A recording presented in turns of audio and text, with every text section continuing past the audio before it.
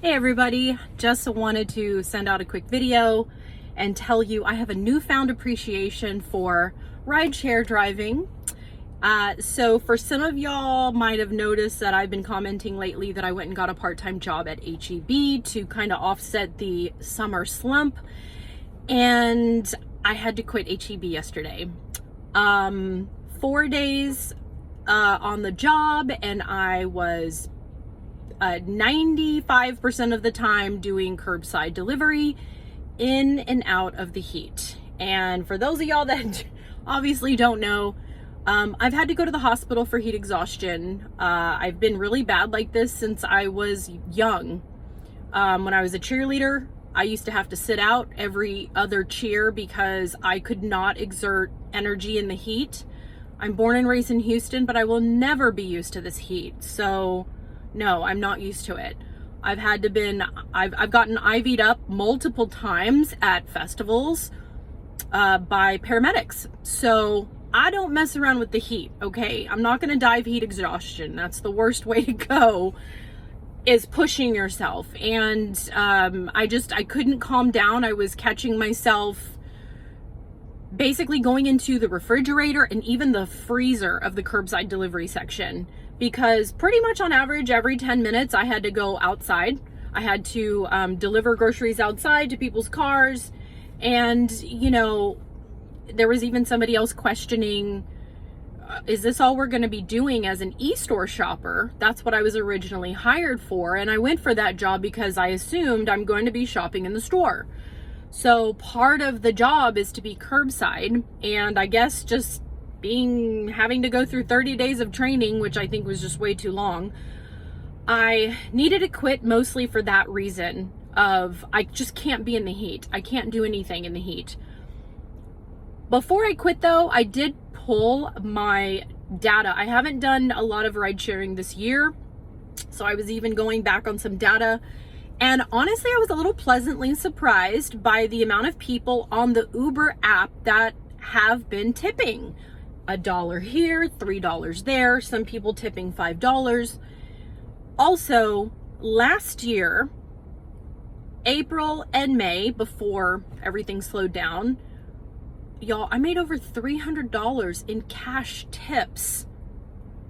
I have a $20 bill in my car from somebody who gave me a $20 bill the last time I drove, which was May 25th.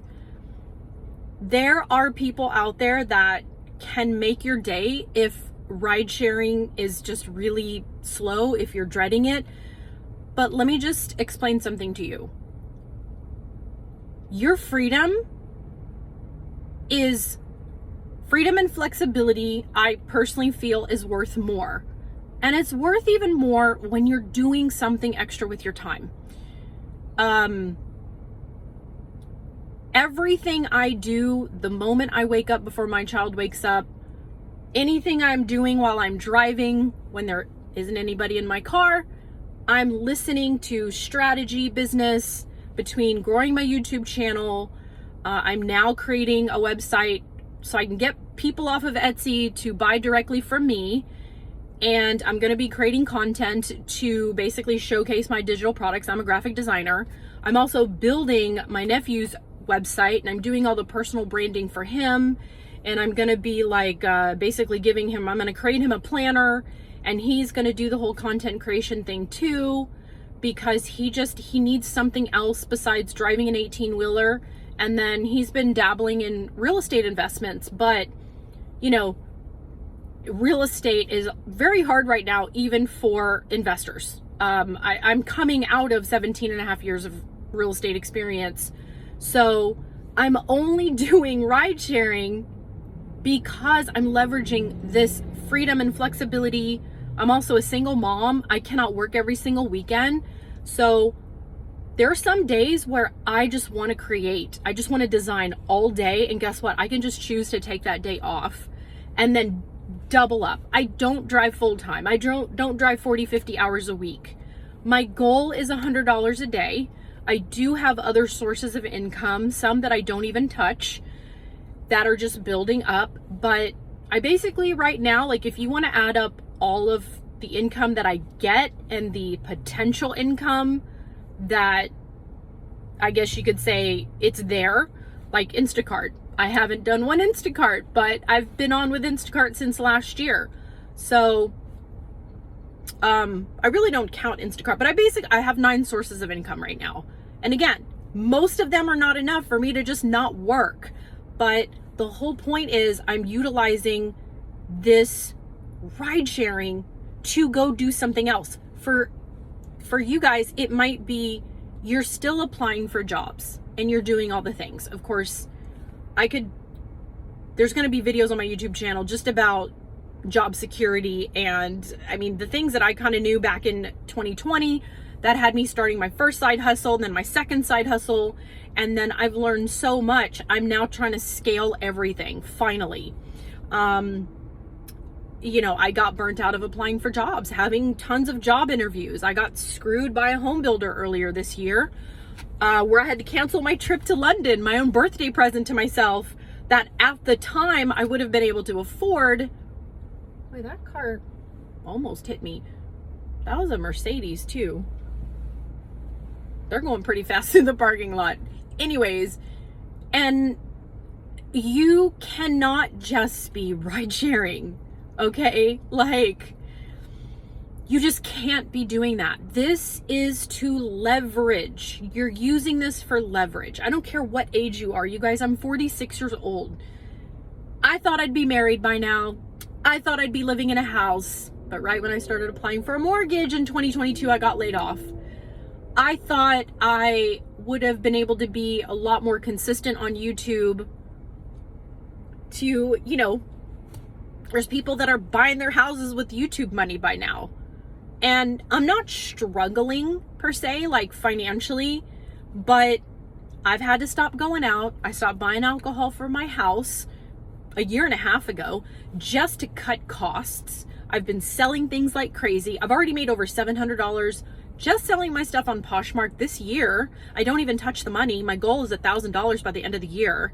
I still have more things to list, but I'm reaching a point where my time is so valuable because I don't have his dad here. I don't have family here to watch my kid for free so that I can go work full time.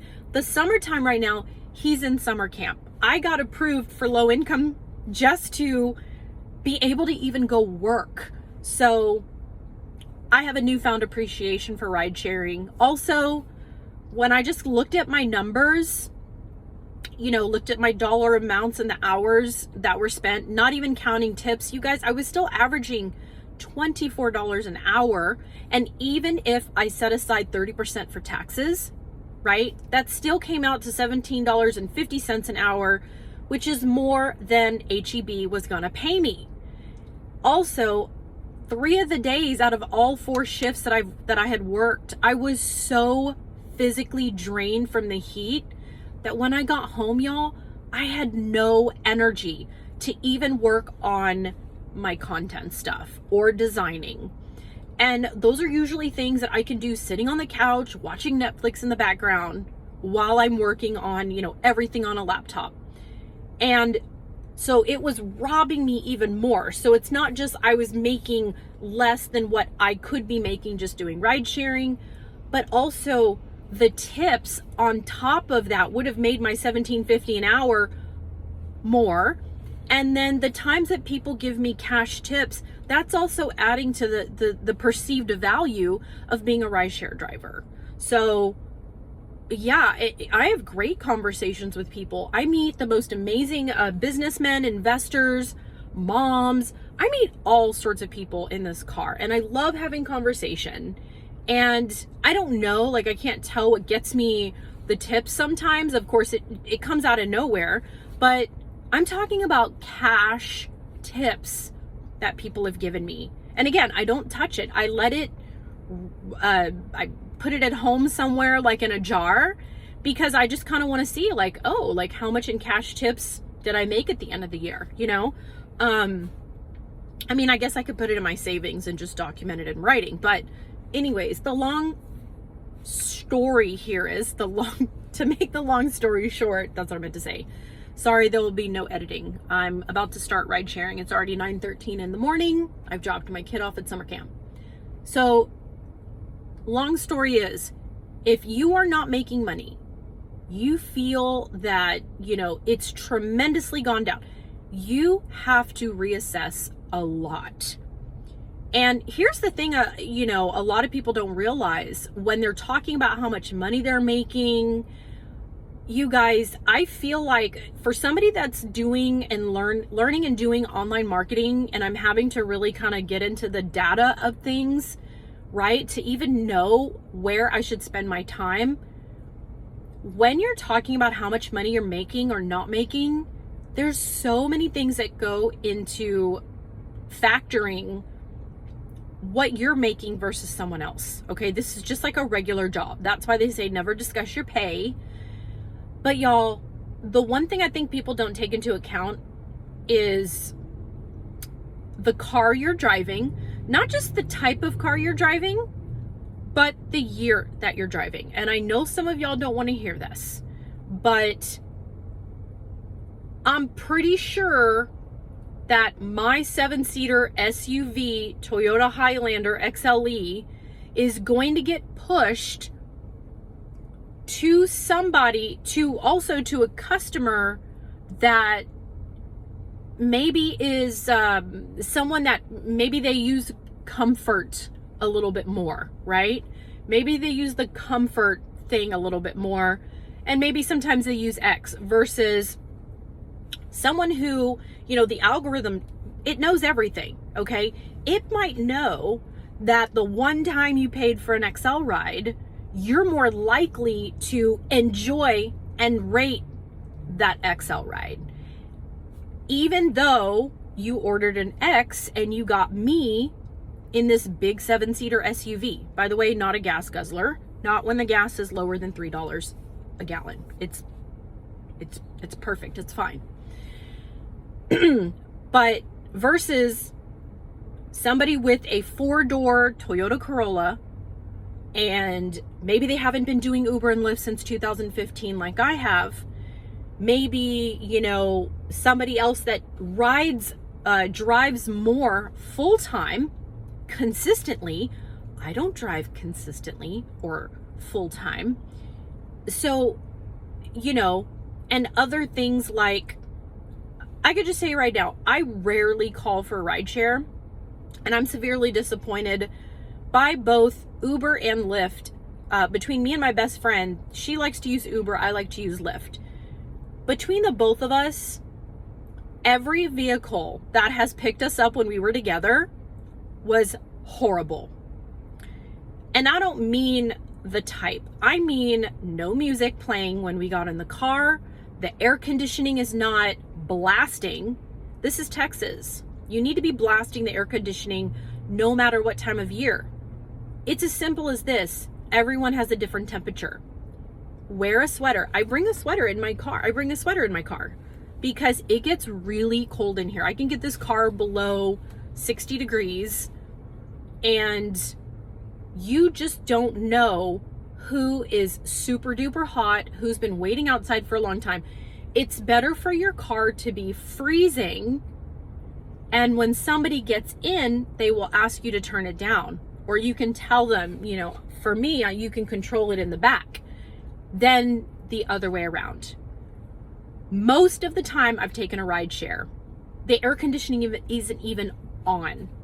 The car is decent, okay, but like no music, the person doesn't speak, and the air conditioning. One guy even picked us up with the windows down, and he was driving what I thought was a pretty nice SUV. And I had to tell him, and this was like September. And September, it is still hot as hell here, okay? And I could tell he got an attitude, but I said, hey man, do you mind rolling up the windows and turning on the AC? I'm a rideshare driver too. Like, it's hot outside. He didn't even want to take us all the way down this particular street. He literally tried to say, this is where it makes me drive to. And I didn't argue with him, but I gave him a 1-star rating because there was nothing cool about picking us up in the 100-degree summer night and without any air conditioning. Not just without air conditioning on, but he had the windows down. Okay, use your common sense, y'all. If you're paying for a ride, air conditioning should come with the package. It should come with the package, okay? And anyways, I just want to get off my soapbox there, but I kind of want to get into more, and I'll probably start posting more videos, just ride sharing and whatnot, but I just kind of wanted to tell y'all, if there's any of y'all out there that's just, you know it's the summer slump, you know you're going to have to drive a little bit longer, you know you're going to have to change your mindset, put a pep in your step, y'all, take a day off, just take a break. If you need 3 days of just a vacation from ride sharing, this is the whole point of having this freedom and flexibility, right? Go take 3 days, 2 days, or a day. Think deeply about what you really want. But I want you to think differently. I want you to change your mindset and think, what side hustle can I start? Or what's the new thing I'm going to do with my LinkedIn profile and my resume? Y'all, go on YouTube. That's what I'm in between having people in your car. Be on YouTube, helping people, researching things. Let other people that have already created videos help you figure out what you want to do with your life, okay? Because you cannot do ride sharing. I truly believe this cannot be a full-time job. This really can't be a long-term job. And I do believe the algorithm, little tip, but I suspect that when you're not ride sharing for a while, I don't know what that time frame would be, that when you finally get back on the platform, it will boost you in the algorithm, and your rides will be really good for maybe 2 to 3 weeks or a month, and then it starts to teeter off. So if you need the freedom and flexibility, go get on with the other gig jobs, okay? Go do food delivery. Have a strategy where when you start to just feel so burnt out with ride sharing, then say you're gonna go do food delivery for 2 weeks or 3 weeks or a month. If you feel like you just can't afford putting the gas in your vehicle, again, go do DoorDash. DoorDash usually stays within the same zip code. Go do Favor. Y'all, I'm on with Lyft, Uber, Instacart, DoorDash, Favor. I'm waiting still to get approved by Amazon Flex. That's a long one. But Instacart, before I got approved, I was on a waiting list for a few weeks.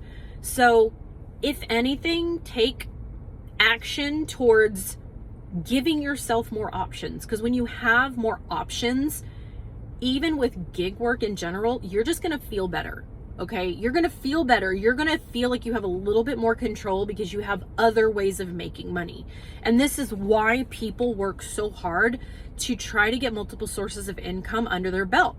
Because when one source of income falls through, in this case, you just get burnt out, you get exhausted, you can always pivot to another source of income. Okay, I know right now, if I wanted to ransack my apartment, list 20 items for sale on Poshmark and eBay, photograph them, list them, I know that I'm gonna make money. I'm going to sell those things. Y'all, there's lots of people in the US right now that haven't been laid off multiple times.